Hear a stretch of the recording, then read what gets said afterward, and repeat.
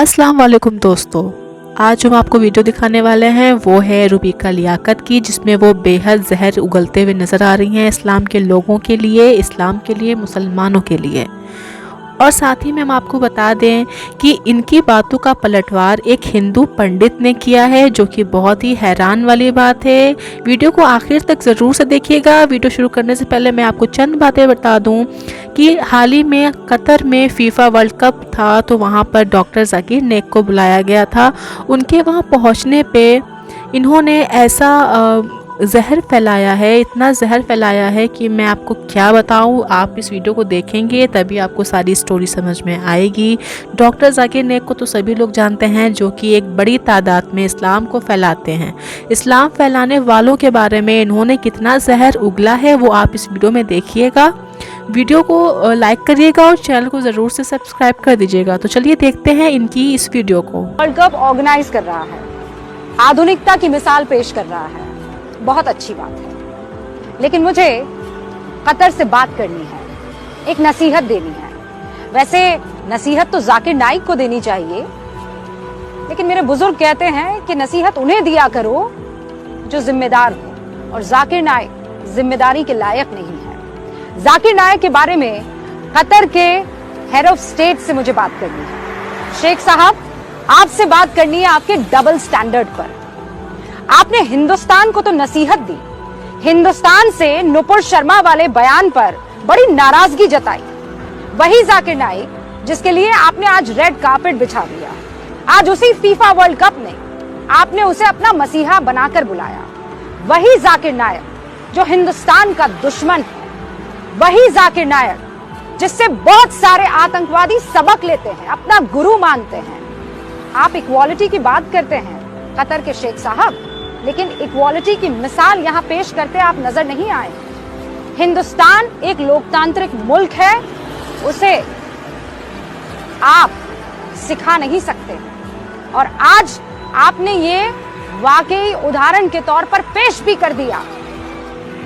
शेख साहब, practice what you. मुसलमानों के बीच में जाकर के उनके प्रेम को समझ सके और इस्लाम की सच्चाई को जान करके इस्लाम को सारी दुनिया में एक इंसानियत का सबसे बड़ा पाठ सिखाने वाला धर्म मानने के लिए लोगों को समझावे।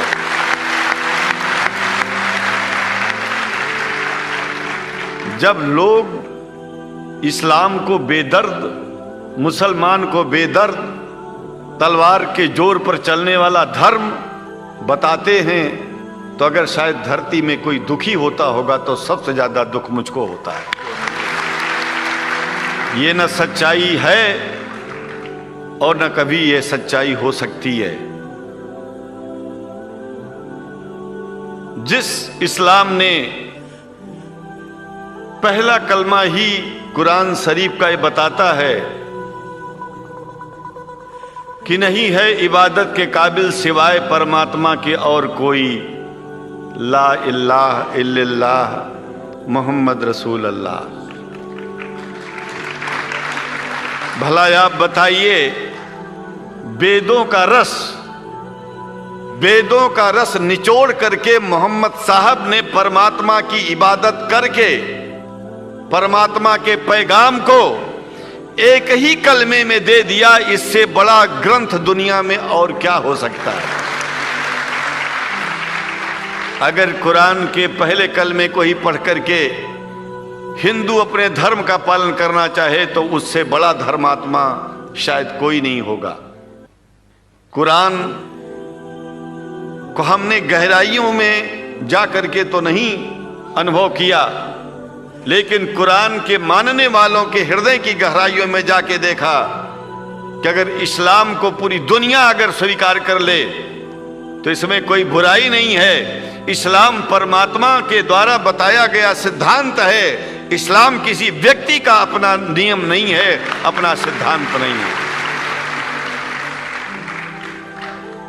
कुछ लोग भेदभाव पैदा करने के लिए इस धरती पर मुसलमानों को बेदर्द कह देते हैं, इस्लाम को बुरा कह देते हैं, मैं कहता हूं उनसे बुरा इस दुनिया में कोई नहीं है। वो शैतान के बच्चे हैं, खुदा के बच्चे नहीं हैं। क्योंकि जहां तक मेरी अपनी पहुंच है, हमने वेदों को पढ़ा, पुराण को पढ़ा, शास्त्रों को, हिंदू धर्म ग्रंथों को पढ़ा, उसके बाद में मुसलमानों के बीच में जाना शुरू किया। हमने मुसलमानों से हाथ मिलाया तो हमारा विरोध किया गया। ये अंडा खाने वालों से हाथ मिलाते हैं, शंकराचार्य कैसे हैं? अरे हमने कहा कि तुम्हारी समझ में नहीं आ रहा है। वो 5 बार इबादत कर लेते हैं खुदा की, तुम घास खाते हो और एक बार भी इबादत नहीं करते हो, तो तुमसे बड़ा अधर्मी दुनिया में कौन है? तुम अपने अधर्म को देखो। किसी के पवित्रता के सिद्धांतों का विरोध करना पहला अधर्म है। आप क्या खाते हैं, कैसे रहते हैं, अगर हमें आप दुखी नहीं करते हैं तो आपसे बड़ा इंसान दुनिया में कोई नहीं है। हम घास खाएं और आपके दिल को चोट पहुंचाएं तो हमसे बड़ा अधर्मी कोई नहीं है दुनिया में। कहने का तात्पर्य सिर्फ एक है कि मैंने ये अनुभव किया है कि ये मैं एक बात जो मैंने देखा है, आप लोगों से जो प्रेम मुझे मिलता है, लोग पूछते हैं कि आप मुसलमानों में क्यों जाते हो, आप तो शंकराचार्य हो। हमने कहा कि भाई मुसलमानों से पूछो कि हमसे इतना प्रेम क्यों करते हैं। वो हमसे जो प्रेम करेगा हम तो जाएंगे।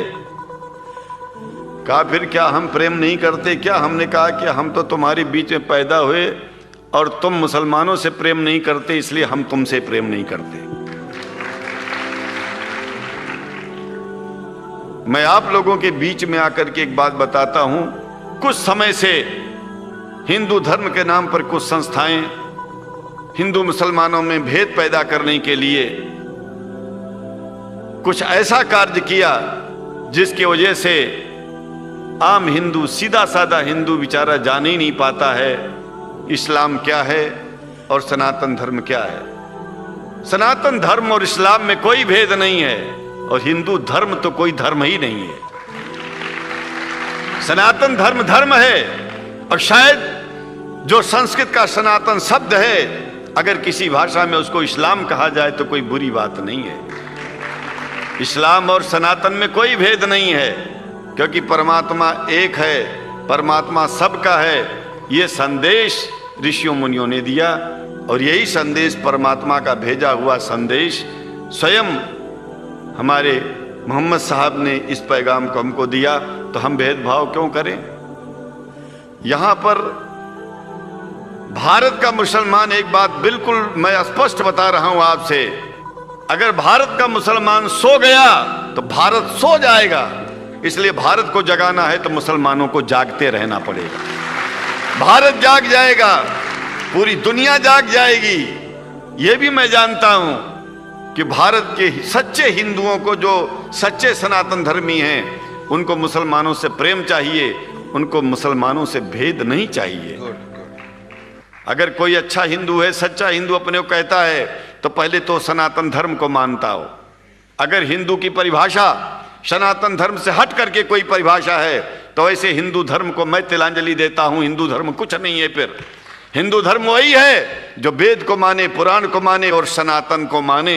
सनातन धर्म धर्म है और उस धर्म को न मान के अपनी एक नई व्यवस्था चलाना शुरू कर दे, इसका मतलब ये है, और नाम भगवान का ले। एक बात और बता देता हूं, भगवान कोई आदमी की तरह नहीं है कि रोज रोज नियम बदलेगा। रोज रोज नियम बदलना आदमियों का काम है। हमारे पूर्व प्रधानमंत्री साहब, मुझे दुख होता है कभी कभी, यद्यपि लोग ये न समझ बैठे कि मैं उनका विरोधी हूं। विरोधी नहीं हूं, लेकिन उनको खुद सनातन धर्म की परिभाषा नहीं आती है। विदेश में जाकर के हिंदू धर्म की गलत परिभाषा कर दी है। और हमको सबको ये दुख हुआ कि किस स्कूल में जाके पढ़े हैं ये। धर्म के बारे में बिना पढ़े हुए धर्म के बारे में बोलना गलत है। पहले धर्म को जान लेना चाहिए, फिर धर्म के बारे में बोलोगे तो प्रेम फैलेगा, शांति फैलेगी, इंसानियत सारे चारों तरफ, चारों दिशाओं में इंसानियत का प्रकाश होगा। और मैं तो कहता हूं कि अगर शंकराचार्य लोग सब मिलकर के इस विचार में स्थित हो जाएं कि सनातन धर्म वो धर्म है जो इस्लाम से अलग नहीं। इस्लाम वो धर्म है जो सनातन से अलग नहीं। और जो भेद पैदा होता है या राजनीति में होता है, साम दाम दंड भेद, ये राजनीति में है, धर्म में नहीं है। धर्म में है एको ब्रह्म द्वितीयो नास्ति, एकमेव द्वितीयम ब्रह्म ला इलाहा इल्लल्लाह। ये धर्म कहता है, ये धर्म की बात है। इसलिए हम भगवान की आराधना करते हैं, उपासना करते हैं। परमात्मा एक है और परमात्मा बार बार नियम नहीं बदलता कि धरती पर इंसान बदलते जा रहे हैं तो परमात्मा अपना नियम बदलता चला जा रहा है। ये एक बात याद रखिएगा, जब से शुरुआत हुई होगी और जब तक ये दुनिया रहेगी, ईश्वर का सिद्धांत एक था, एक है, एक ही रहेगा। मानने वाले आपस में भेद पैदा करें तो इसमें उसका कोई दोष नहीं है। दोष तो उन लोगों का है जो लोग भेद पैदा करके प्रतिष्ठा पाना चाहते हैं। खास करके इतना जान लीजिए, धर्म भेद को मिटाता है और राजनीति भेद को बढ़ाती है।